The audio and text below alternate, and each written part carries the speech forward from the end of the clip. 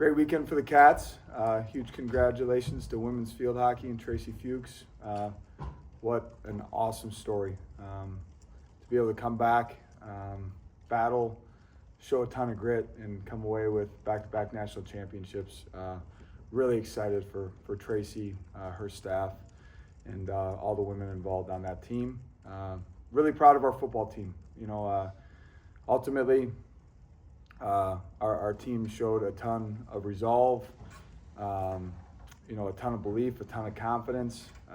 Back and forth game.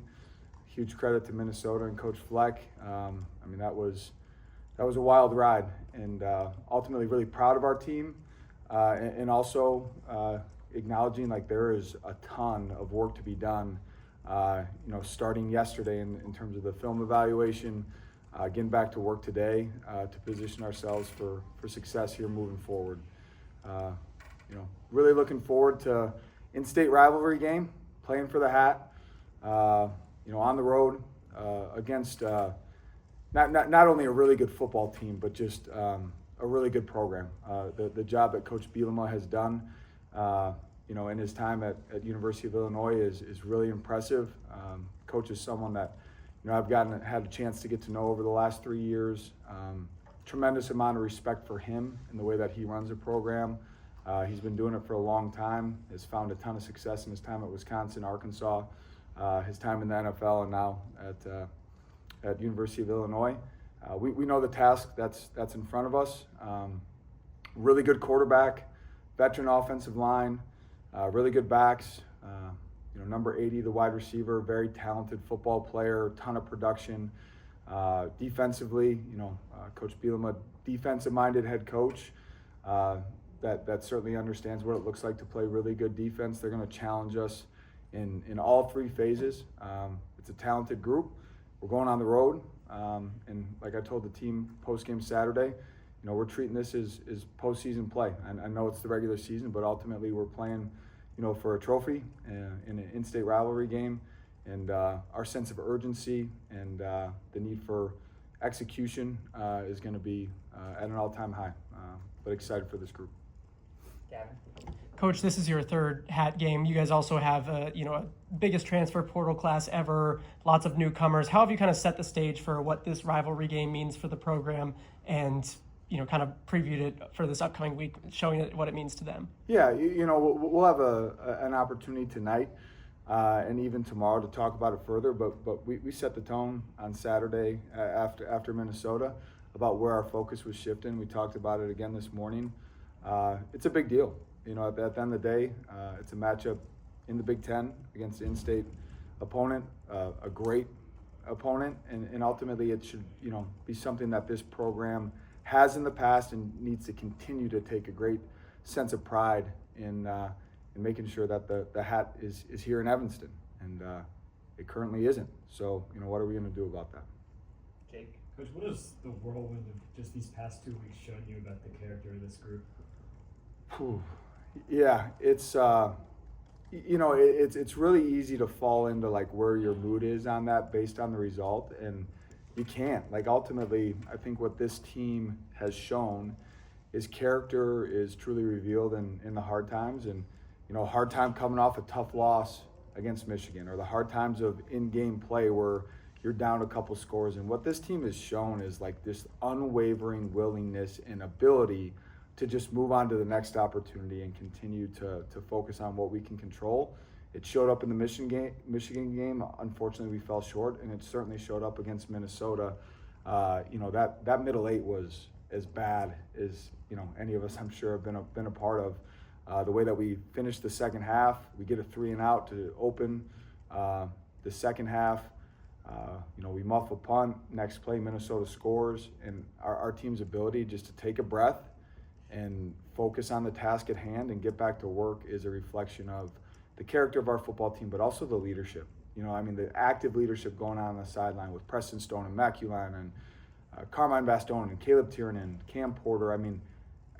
Hayden Elegant, you can see it on tape after an offensive full start. This is a young guy, only second year in the program, that you can see him on film literally like telling the offense, like, hey guys, just calm down, we're okay, on to the next play. I think those are all indications of not only the character but also the maturity of this football team.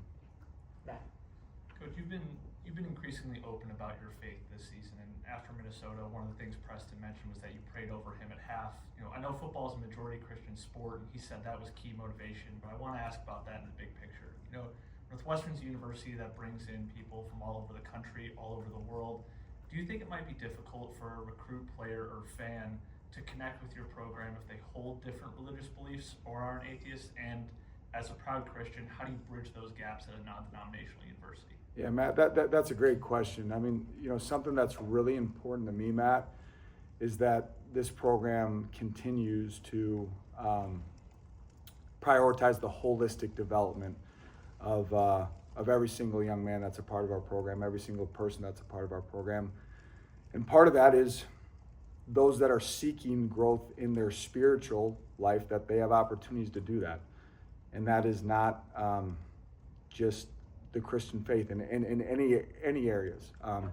There's plenty of guys on this football team that you know, do claim to walk a Christian faith walk, and there's plenty of guys on this team that don't. And that's something that it's important to me that every single person in this program has the ability to seek their own spiritual journey, and at the same time, you know, something that I've learned and can only speak to my personal experience is I'm a much better version of myself when I'm looking for spiritual growth in my own life. And what I can tell you is, in a world that likes to point out differences and find ways to be divisive and divide, the unity that we have is, at least I believe, we're all broken.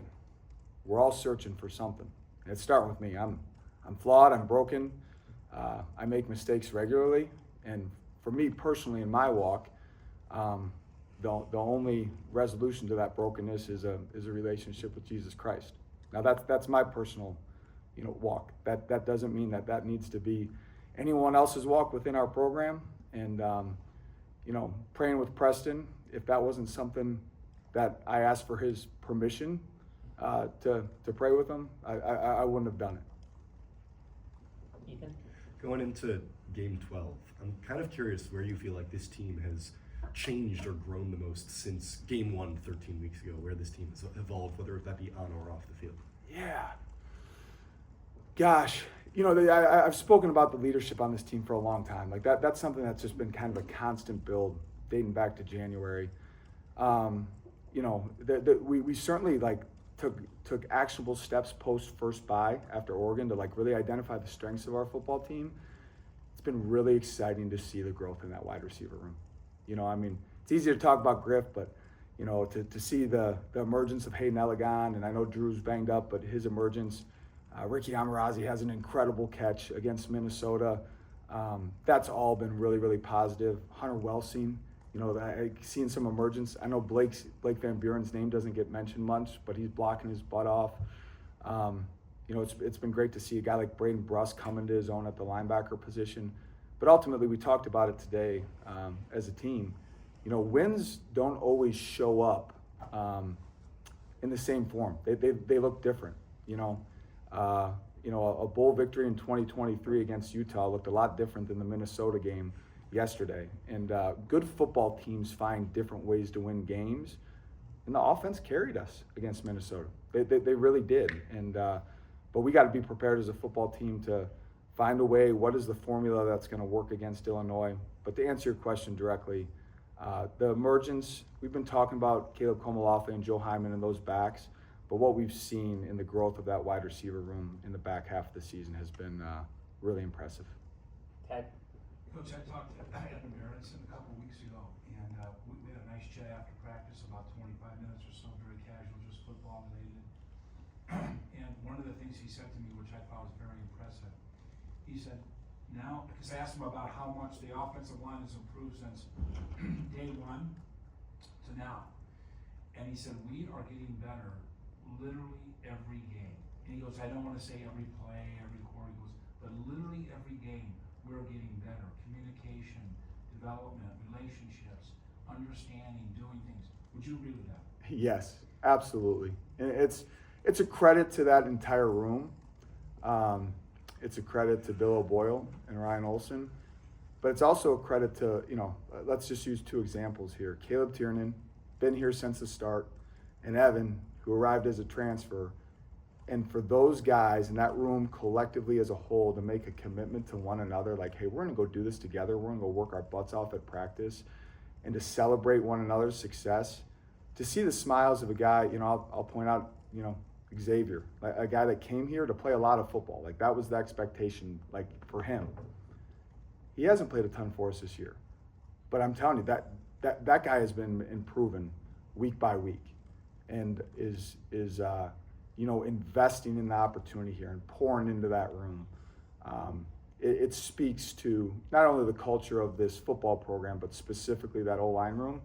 And it all starts with our captain, Caleb Tiernan. I mean, the active leadership that's going on, not only on game day, but in practice and in meetings with CT right now, would not shock me if Caleb Tiernan was a captain in the NFL someday. I mean, it's been pretty cool.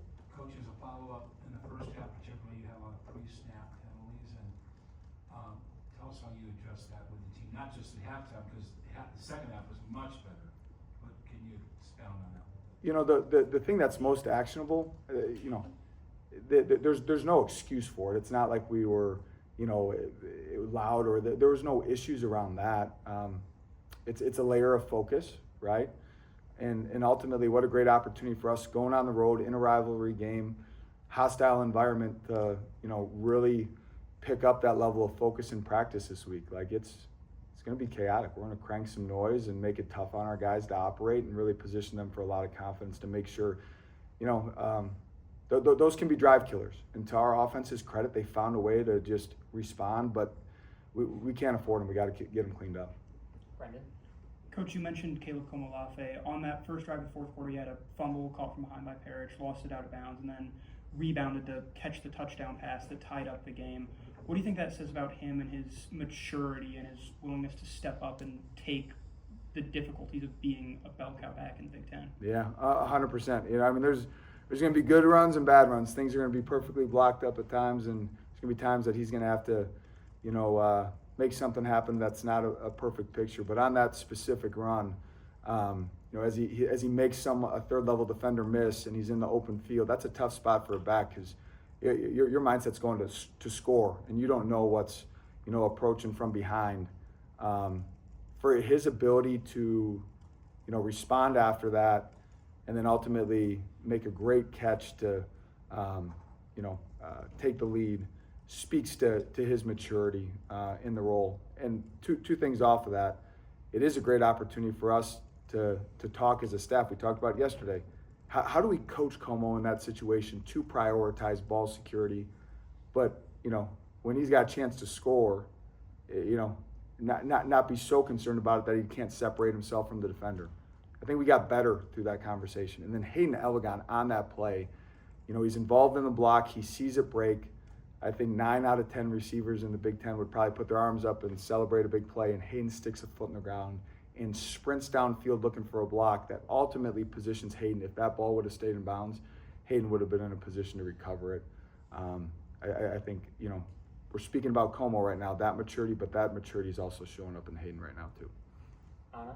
Coach, you mentioned that, it feels like postseason play now, and obviously big rivalry game. Do you see the leaders of this team sort of change the way they approach leading in the week heading up to a big rivalry game like this? You know what? This is a great question. I think in teams that are searching for true leadership and consistent leadership, you do see it change. It's like they need, you need outside stimulus or something to strive for that raises that level of urgency and leadership. And I don't want to say that the urgency doesn't tick up a bit in a rivalry game, but the reality is our leadership has been so consistent and so committed and so bought in that it looks the same as it has, again, dating back to January.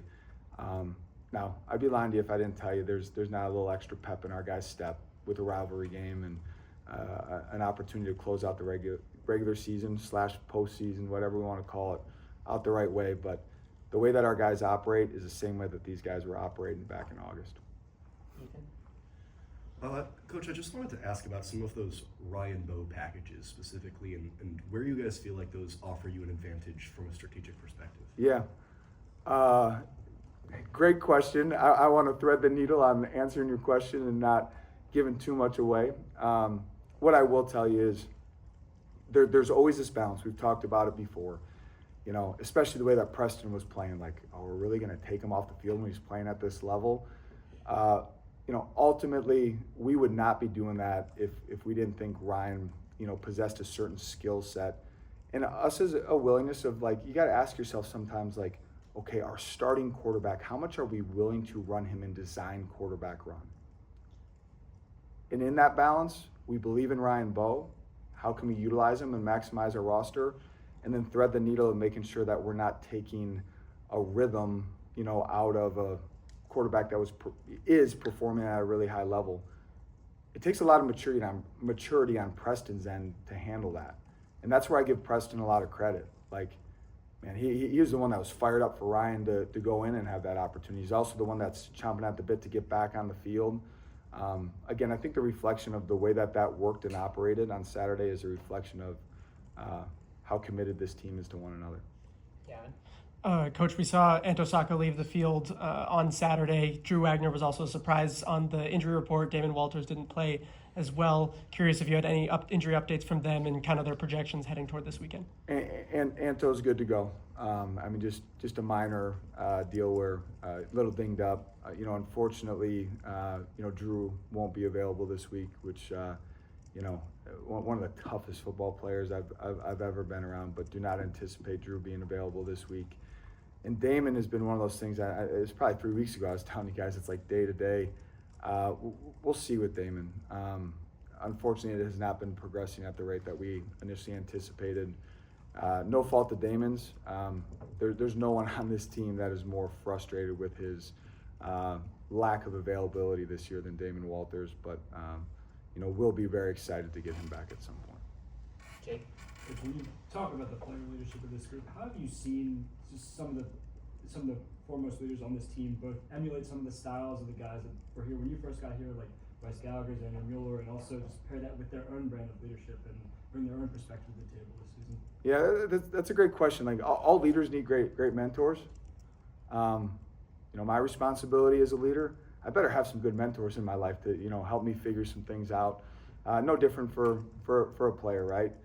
And the names you mentioned, I mean, the tone that Bryce Gallagher set, and Xander Mueller, and Bryce Kurtz, and Coco Zuma, like, there's countless names to mention. But what I will say, and something that we talk about regularly, is like two critical elements to any effective leader. You know, our first, authenticity. Like, Mac Uline is a unique leader. Like, he is not afraid to ruffle feathers and just tell you how it is, and that's what I love about Mac. But the reason it works is because that's just who Mac is. He's authentic and genuine, and people know that and they see that. And secondly, credibility. You know, like, no one can lead from a platform where they don't have credibility. And where I've really challenged our team, and specifically our leaders and leadership council dating back to January, is your foundation for leadership is built on credibility.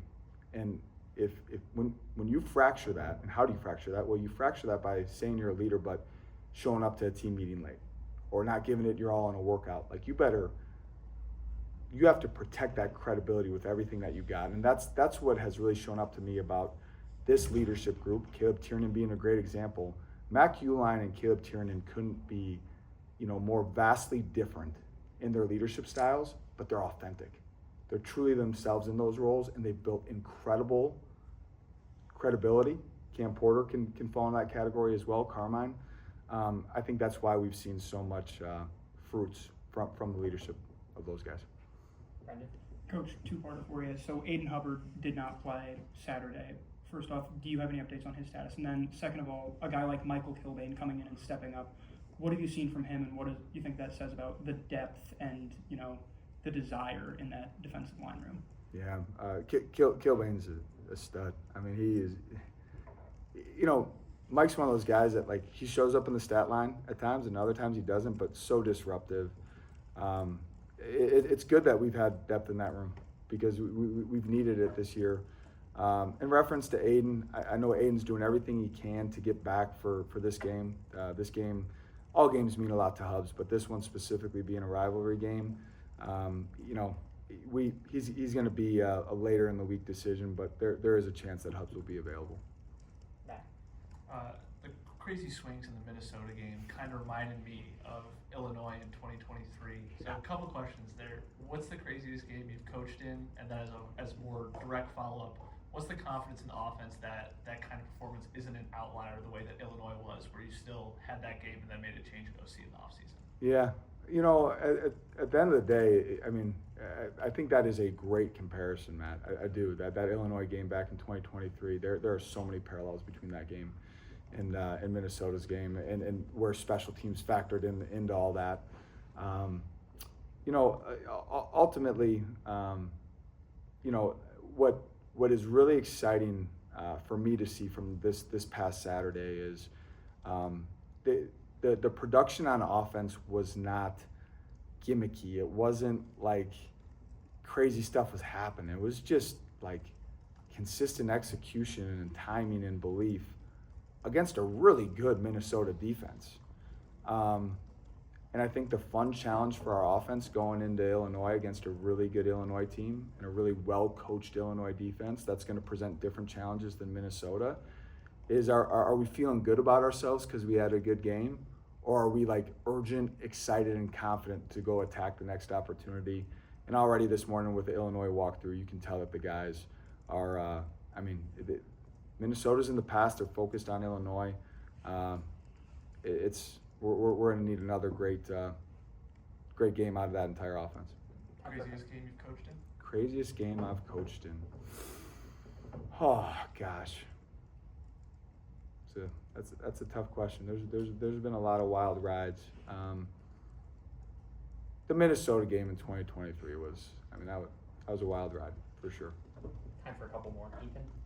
Coach, on the offensive end, you mentioned guys like Van Buren and Elegant who have really impressed you. I'm curious if there's anyone on the defensive end or on special teams who maybe don't get the headlines, but when you put on the tape, you notice they're doing just a lot of the small things right. Yeah, no, that's a good question. Guys that stand out, that stand out to me, specifically on special teams. Nigel Glover, has just really, really come into his own on special teams. Luke Akers is someone that did not have his best day kicking off on Saturday, but has been such a consistent presence as our punter. Shame on me for not already mentioning Jack Olson. Come on, like the consistency that he's shown. On the defense side of the ball, my view's probably a little warped. After giving up, 35 points, and we're that entire group is like chomping at the bit to get back to practice and make some adjustments and make some improvements. But Najee Story is someone to me on that defensive line. We talk about Carm, we talk about the defensive ends, but two guys that have really started to step up their level of play.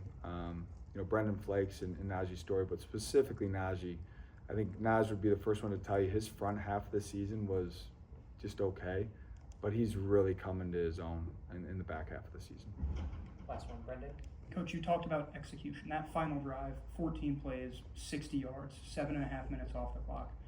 Can you just speak to the team's maturity and willingness to go out there and finish that drive and balance both trying to score with also the clock? Yeah, it's a credit to Preston. It's a credit to our entire offense. It's a credit to Coach Lujan. It's a credit to the communication going on. That field zone that we were in, there's a lot of factors there. Potential first down, kicking a field goal, going for it on fourth. Like, there's all these things going on. I thought it was managed and communicated really well.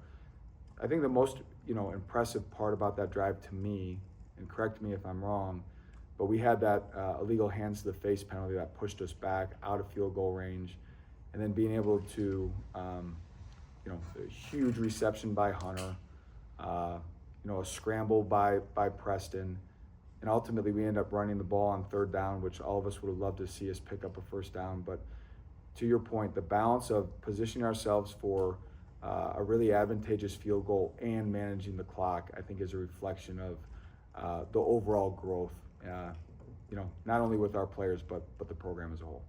Awesome. Thanks Coach. everyone. Thanks, Coach.